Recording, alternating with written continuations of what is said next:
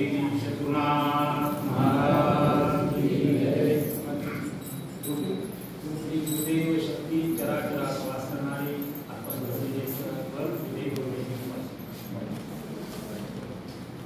आताच आपल्याला डॉक्टर साहेबांनी इंगळे काका रात्रीचे चर्चा आपली निघाली ते प्रश्न सुटून गेला डॉक्टर साहेबांच्या मुखात नाही लक्षात आलं असेल तर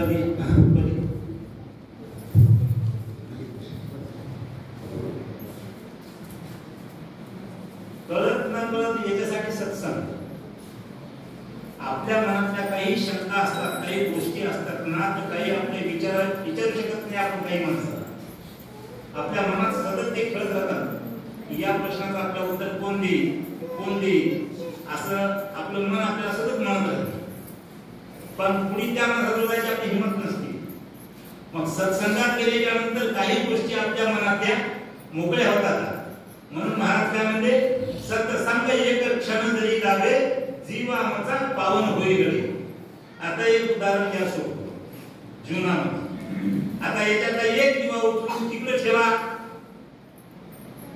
एक दिवा ठेवता उचलून पलीकडे कोणता एक ठेव तिकडे पलीकडे आता विचार करा त्या एका दिव्यामुळे इतके दिवे पेटले की इतक्या दिव्यामुळे एक दिवा पेटला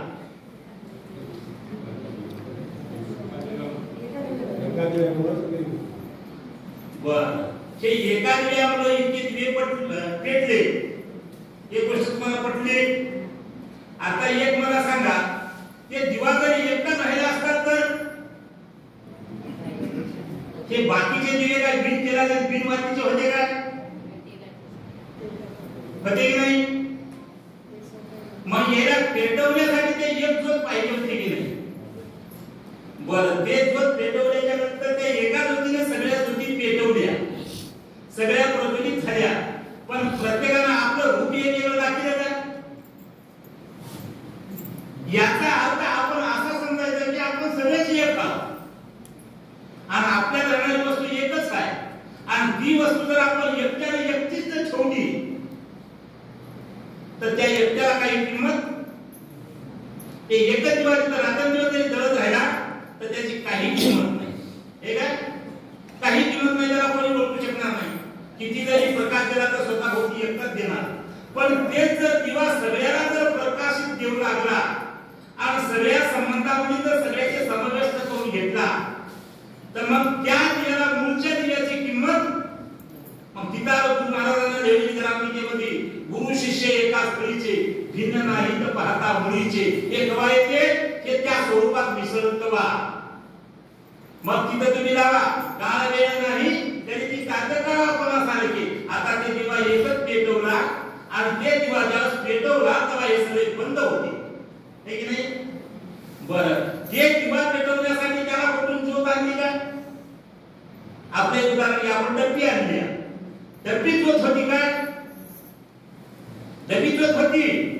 पण दिसली काय दिसली नाही आपल्याला डब्बीची ज्योत मग नव्हती काय नव्हती म्हणाल तर होती पण दिसली नाही का दिसली नाही ते डब्बीतच राहिली पण त्याच डब्बीला त्या मनात गाडीला गुण म्हणजे तिचा संघर्ष त्या डब्बीशी आला तर ते ज्योत प्रगट झाली तसा तुमच्या आमच्या देहामध्ये भगवंत आहे प्रत्येकाच्या काय त्या डब्बीसारखं एक शरीर आहे आणि त्या गाडीसारखी आपल्यामध्ये सुद्धा प्रगट होणारी एक ज्योत आहे पण आपल्याला कुठेतरी त्याचा संघर्ष करावा लागते घर्षण करावं लागते आहे की नाही माणूस म्हणजे आता काय मिळालं होते हो आता काय मिळालं होते हो आमचं काय राहिलं हो हे निवड खालच्या विचाराचे लोकांचे विचार अशा लोकांच्या संघर्ष अल्प विचार करणाऱ्या लोकांच्या संघ माणसाचे कवाई विचार होऊ द्या तर होऊ द्या माणसाचे विचार कसे पाहिजे धाडशी पाहिजे धाडशी विचार तुम्ही किती ठेवू शकता घर्षण करा आणि डबी ठेवा पुन्हा द्या आणि पुन्हा ते डबी खिचा ठेवा ठेवू शकते का माणूस तसा माणूस ज्या घर्षण होते आणि घर्षण झाल्यावर या ज्योतीसारखं त्याचा प्रकाश पसरला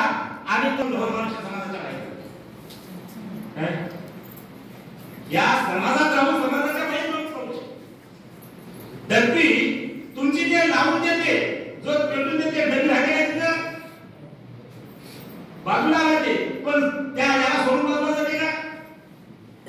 जमत राहते. तिच्या अजून सामर्थ्य राहते, घरच्यांच्या दुसऱ्याला भेटू शकतो. तसं तुमच्या आमच्यामध्ये सर्वांमध्ये सामर्थ्य आहे, पण आपली एवढी तयारी नाही की फक्त घर्षण करायची. म्हणून महाराज म्हणजे भजन की सोडून दे सारे जगतात, तुझ्या गुरुदेवासी एक त्याची घात मार. म्हणजे कोणता धंदा सोडा म्हणजे आता आपल्या भयानी गोष्टी म्हणजे ती बायका पोरं सोडून द्या आणि एकटे बसा. नाही नाही, त्यांच्या विषयीची जी आस्था आहे आपल्या मनामध्ये, त्याच्या विषयीचा जे मोह आहे ते मोह कमी करा. हे मोह कमी करून त्याच्याशी संघर्ष करा, मग तुमची ज्ञानोत प्रगट होईल. आणि जे प्रगट झाल्याच्या नंतर स्वतःला कळणार नाही. आता या ज्योतिला कळणार प्रकाश किती आहे ते ज्योतिला काहीच कळणार नाही. ते तर म्हणजे माझं कामच आहे, मी पेटाळून राहणार बदली. तर ह्याचा फायदा घेणारा दुसरा माणूस म्हणजे अज्ञान जीवासाठी उजेड झाला आणि ज्ञानी जीवासाठी ज्ञान झाली. ज्या दृष्टीनं पाहिलं आपण त्या दृष्टीची ज्योत आपली तयार होते. म्हणून आपल्याला काय करावं लागते, त्या डब्बी सरकार आणि काळी सरकार सतत घर्षण करावं लागते. आपण काय करता, काळीने एका नाही भेटलं तरी त्याला ओढीतच राहता डब्बी खराब होईल परत वळता. आता रोजचा मला अनुभव आहे, दिवे लावताना थोडी जर डब्बी नरम पडली पाण्या पावसामध्ये तर पुरी डब्बी एकदा खराब होती.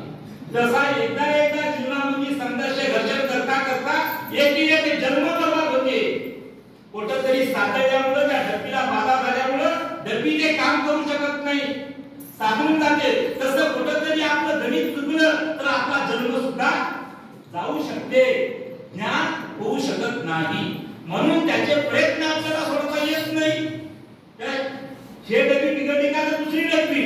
मग तिथं श्रीकृष्णाला अर्जुनाने विचारलं, तुझा भक्त म्हणे एवढा मोठा फुटलेल्या या मेघाच्या ढगाप्रमाणे बाहेर जाणार नाही. तर तिथं श्रीकृष्णाने सांगितलं, माझा भक्त कधी बाहेर जाणार नाही म्हणे. अर्जुना असं धरणार की ज्यावेळेस एक प्रवासी गावाला निघाला, गावाला निघता एका गावामध्ये मुक्काम झाला आणि त्याचा जायचा प्रवास पुढच्या गावचा होता, मध्ये दिवस अस्तमान झाला.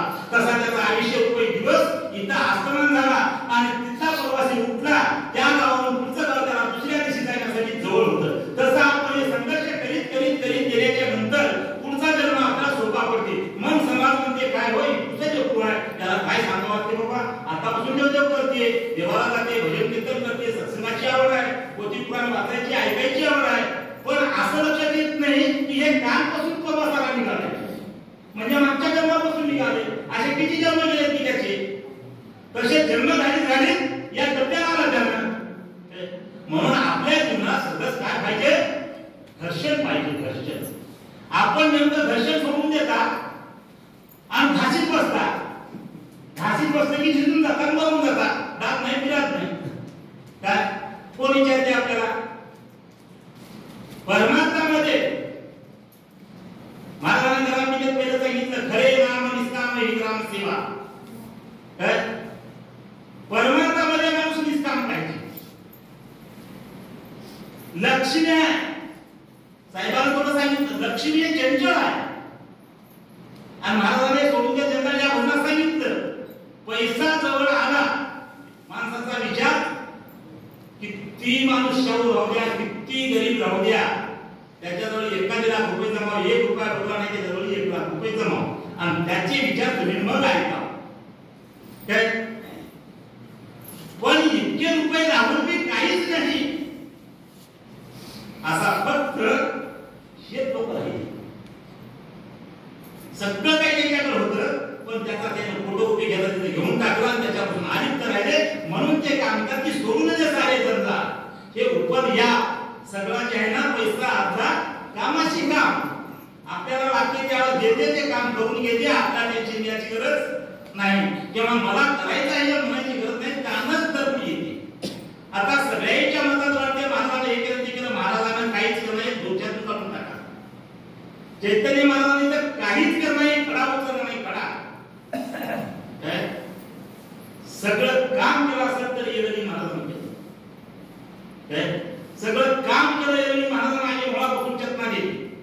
मला एकदा दिली काय, मयापेक्षा जास्तीत जास्त इथं त्या काळात आजोबा होते त्याला धन्यवाद द्यायला पाहिजे. काम त्यानं 99% काम त्यानं केलं. आगेवाळांनी 99% काम केलं म्हणून चैतन्य महाराजांचा आज नाव झालं. नाही तर चैतन्य महाराज आपण कुत्र्याचे धजवत तुमच्या पोटा म्हणून याच्या स्नेहाचा वाटा खरा आगेमुळाचा आहे. आगेमुळाचा असं कोणाला वाटलं का? मी एका कोणाच्या राजाच्या कथेमध्ये वाचलं होतं आणि एक राजाला जिंकल्यावर त्याचा किल्ला जिंकला गेल्याच्या नंतर त्याच्यातून ते भोंगे निघाले. भोंगे इतिहासात असं तुमच्या ऐकण्यात तर ते भोंगे निघाले त्या पुऱ्या सैनिकाला पळवलं. त्या भोंगे सैनिक पळालं सगळं भोंगे उठल्याची फटाफट हमला. तसं सगळं इतर जर प्रथा बंद करायची असेल ना पण या गोष्टीची तर हे सगळं येरळी महाराजांचं म्हणणं आहे. मी पूर्वी महाराष्ट्रात होतो कोंडलिक नावानं आणि माझा दुसरा अवतार कर्नाटकमध्ये येरळी नावानं झाला आणि ते काम मला करायचं तू फक्त पुढे होईल निमित्ता. मग फक्त मी निमित्ताचाच होतो. मी काहीच काम केलं नाही. दगड उचलताना सुद्धा मी दगड उचलला नाही. आता मला एक वीट उचलणं विचार करा. तीनदा जेवून 4-4 पोळ्या खाऊन एक वीट उचलणं ज्यावेळेस काम करायचे होते ते कमीत कमी 40-50 फूटचा एक एक्स्ट्रा आहे. 2 चिरे खड्यावर जाऊन या कोणत्या धक्का घेता या कोणत्याला असं पळत गेलो. 2 चिरे 2 खड्यावर घेऊ हे काम होतं का? एखाद्यासाठी सांगावं मी महाराजांनी केलं म्हणता म्हणून सांगा. महाराजांनी तर काहीच केलं नाही. महाराजांची ताकद नाही तिला घेऊन जायची. अहो वीट तर घेऊन जाऊ शकत नाही त्यानं. इतकं अवघड होतं. आणि एक राही 20 इंचाचा ढिगा एक राही बांधल्याच्या नंतर किती राही नाही त्याच्यात 10 इंचाची ते सरळ नाही. शेवटी अशा हातात या दगडाच्या शेवटी अशी कैची आहे. किल्ल्याच्या पद्धतीचं बांधकाम केलंय ते. दिसायला रफ दिसू द्या पण टिकायला मजबूत राहावं हे हेतू होता आमचा पाठीमागला. तर कैची होती तर मला सांगा 10 इंचामध्ये 1 गुंठाचं वजन घेण्याची मी ताकद आहे का? मी ताकद नाही. हे भ्रम आहे आणि हे सगळं करून घेणारा गुरुदेव आहे. फक्त तुमची आमची तयारी पाहिजे. प्रत्येकामध्ये तेवढाच भगवंत भरलेला आहे. कोणामध्येच कमी नाही. आपण जशी ते डबी गपचिप खिशात ठेवले ते गपचिप राहिली. तिचा उपयोग आपण घेतला नाही. शेवट पसरत आपल्या संग राहिली. शेवटी ते साखळी खराब होऊन गेली पण आपण तिचा उपयोग घेतला नाही. मग आपण काही लोकांनी उपयोग घेतला त्याचा मग कुठंतरी काजू पिण्यासारखा प्रकाश राजे ते काजू जमवतात ना तसा कुठंतरी त्या काजूचा प्रकाश थोडा पडायला सुरुवात झाला. जसं जसं त्याचं घर्षण ज्याच्या हिशोबाने ज्याचं नाही झाला तर त्याचा नाही पडला थोडं झालं त्याचा थोडा पडला. काय आता आपल्या हिशोबाने आपण बारीक जोक लावल्या. शेत जोक मोठी 4 वाटीचं डबल करून थोडी मोठी प्रकाश देणार असे या साधू संतांना जे प्रकाश सापडले तर हे साधू संतांना त्या ज्योतीप्रमाणे याची ज्योत मोठी होती. मोठी याने केली घर्षण करून मोठी नव्हती सगळ्यांची सारखीच होती. पण त्याने काय केलं की आपल्या हिशोबाने घर्षण करीत याची ज्योत त्याने प्रज्वलित केली. आपल्या ज्योतीच्या वरचा जे काच आहे ते काच आपला अजून पूर्ण किती झाला नाही मध्ये नाही. म्हणजे आपण मोहामध्ये थोडे अडकून असल्यामुळे आपला प्रकाश थोडा कमी पडतो आणि आपला ज्यावेळेस सर्व 100% मोह दूर होऊन जाते त्यावेळेस फुल प्रकाश पडते. तिथं फुल प्रकाश पडते. कोणामध्येच कमी नाही. कोणीच कोणाला कमी समजू नये. स्वतःला कमी कधीच समजून घेऊ नये. स्वतः नाही खूप आपल्या ताकद आहे म्हणायचं. केल्यानं होते आधी केलेच पाहिजे. केलंच नाही तर काय होणार? आता स्वयंपाक झाला खराच राहिले काय कळत काय काहीच नाही नुसता झाला. पण कसा झाला खराब नाही बोलायची काय चव सांगा. पण काही चातुर अशा नुसत्या वासावर सांगतात कसा झाला. खरं आंबट तिखट नुसत्या वासावर सांगतात. असे काही चातुर होतात. तर असा आहे या जीवनामध्ये संघर्ष पाहिजे घर्षण पाहिजे.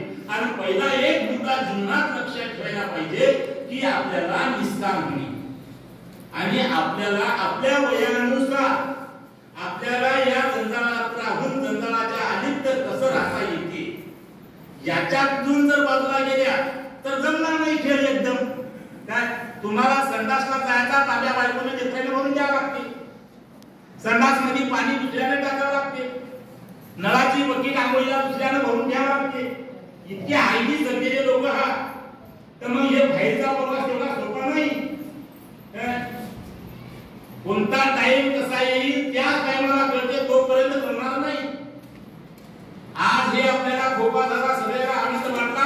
कोण्याच गोष्टीचं टेन्शन नाही. पाणी पडू द्या पाऊस पडू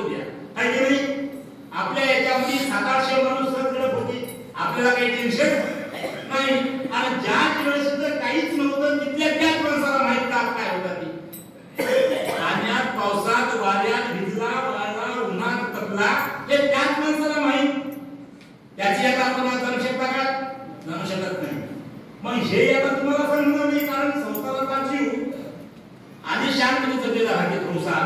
स्वयंपाक घराकडे ताट वाढा, पाणी भरून द्या, ताट उचला, ताट धुवून टाका, सगळे हाताखाली हमा. स्वावलंबी जीवन आहे का आपलं? अजिबात स्वावलंबी जीवन नाही वाटत माणसाचं. जवळजवळ मला तर वाटतं 999% लोक स्वावलंबी नाहीत जीवनामध्ये. परावलंबी खातं, बायकोला देवाचं खावं, बायकोला खायला गेली त्याला हात बघून ठेवायला, चहा पेट हात राहते, हातेलाच जाते, तिथं चहा पिते, घरी बघून ठेवतात, नवीनच नाही, जगला पाहिजे देवावर. म्हणून स्वावलंबी जीवन पाहिजे माणसाचं. माणसाला स्वाभिमान पाहिजे, अभिमान नसावा, पण स्वाभिमान जरूर असावा. स्वाभिमान राहिल्याशी माणूस बनू शकत नाही. म्हणून स्वावलंबी जीवन जगणारा आणि दुसऱ्याला जगवणारा असा राष्ट्रसंत तुकडोजी महाराजांना माणूस मानला. मग माणूस द्या, माणूस द्या, चंबुक मेंढ्या डुकरे कोंबडे बहुत मिळती, काय करावे यांना शामिल करण्यामध्ये माणूस द्या, माणूस द्या. एका सालामध्ये 90,000 पोरांची पैदा होते महाराष्ट्र काळात. एका सालात 90,000 पोरं पैदा होतात. आणि देव म्हणतो की माणूस द्या, माणूस द्या. माणूस भेटत नाही. माणूस मागला तर प्रभू भेटला, पण देव भेटला नाही. निसर्ग ऐकते, भक्ताची गोष्ट निसर्ग ऐकते, पण माणूस ऐकत नाही. हे काय आहे? प्रारब्ध खोट आहे, ना ऐकणारच. म्हणून जीवनामध्ये आपल्याला गुरुपौर्णिमेचा संदेश म्हणजे गुरुदेवांचा आपल्या जीवनामध्ये. गुरुदेव म्हणजे आता आपण सगळ्यांना वर्णन केलं, आपल्या मंडळाच्या सगळ्या लोकांना माहित आहे. गुरु नव्हे हरामासाचा, गुरु नव्हे जाती संप्रदाय बंधाचा, गुरु नव्हे धंदा आचिता माळ घालता. काही करायची याला गरज नाही. मग काय करावं लागते तेच आम्हाला जमत नाही.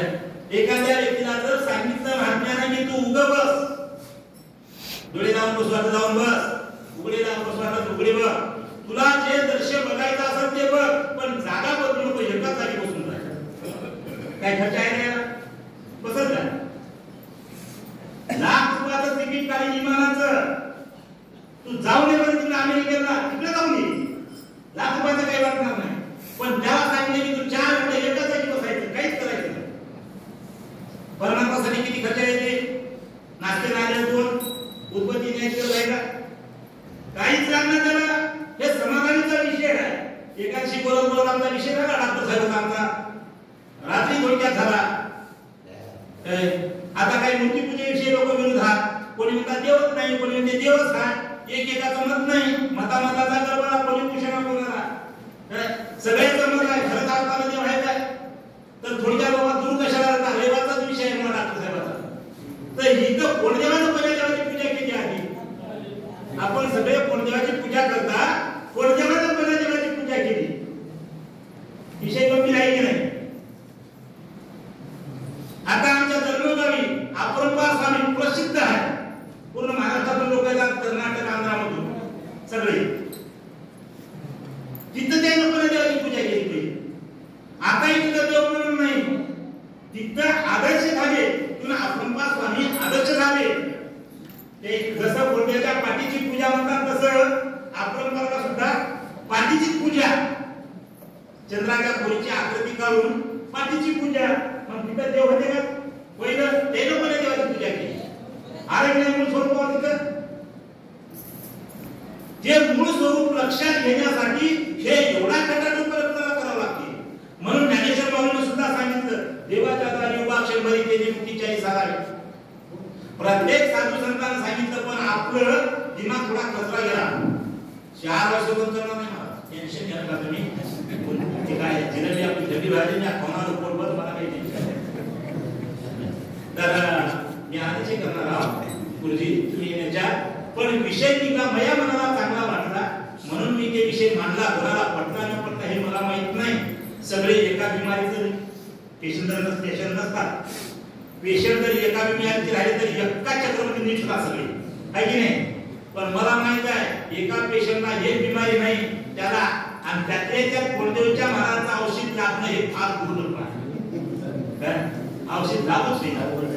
तरी मी म्हणतो 28 वर्ष आता 2 महिन्यात संपतात. काय तर ते 28 वर्ष संपतात. 28 वर्षामध्ये पहिल्या झटक्यातच औषध कसं काय लागू झालं की गिरवली. पहिल्या झटक्यात झालं कसं तरी कसं का राहिलं पण टिकून राहील याचा आनंद वाटते आपल्याला. आणि बरं कसं आहे का राहिना एकच जोड ठेवली नाही. झिरो मधून लावू की उज्ज्वल म्हणून लावू कुठं तरी पेरवायचं काम आपल्या आपल्या पद्धतीनं करतात. मी मोठेपणा करणं अपमानच करतो त्याला बघा. आजच सांगा लोकच का तर मग म्हणा आता 2 महिने आपले कमी आहेत 28 वर्षाला. तर मी आता 2 महिने म्हणून करणार. समजा गणपतीपर्यंत म्हणून करणार. तर इथं मी आलो गणपतीच्या वेळेस 4 चक्रा केल्या आधी. 4 चक्रा 3 चक्रामध्ये बहुमत मिळालं नाही.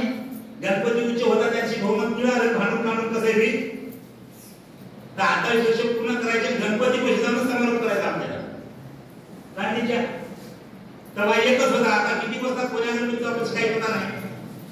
तेव्हा एकच गणपती होता. मी तेव्हा 1957 मध्ये गणपती पैसे कशाचा समारोप मोहनचा.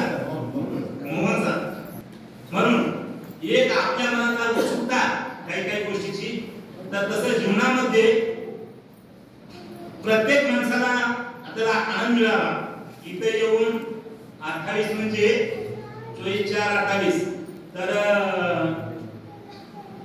अंदाजे 2 तप होऊन 14 वर्ष समजा म्हणजे 4 वर्ष झाले. तर देवाला थोडं करून घ्यायचं तेवढं त्याने करून घेतलं. माझ्या काही मनात नव्हती कोणतीच अपेक्षा नव्हती करायची नव्हती काहीच नव्हती. एकच अपेक्षा होती की थोडं गुरुदेवान सांगितलेलं काम करायचं आपण जे करायचं तर भगवंतानं करून घेतलं. काय करणं त्याच्याकडे आहे मला अजून असं करते कोणीच नाही. तर हे जे विचार मी मांडले आज आपल्यामुळे कोणाला आजचा विषय काही आवडला काही सरकार नव्हता नाही आणणार पण जाऊन घेतला त्याच्याबद्दलच काही शेतमानाची गरज नाही. आता होता ठाकठोक केली नाही. आज काही मी आम्हाला तर ठाकठोकीचं काही काम राहिलं नाही.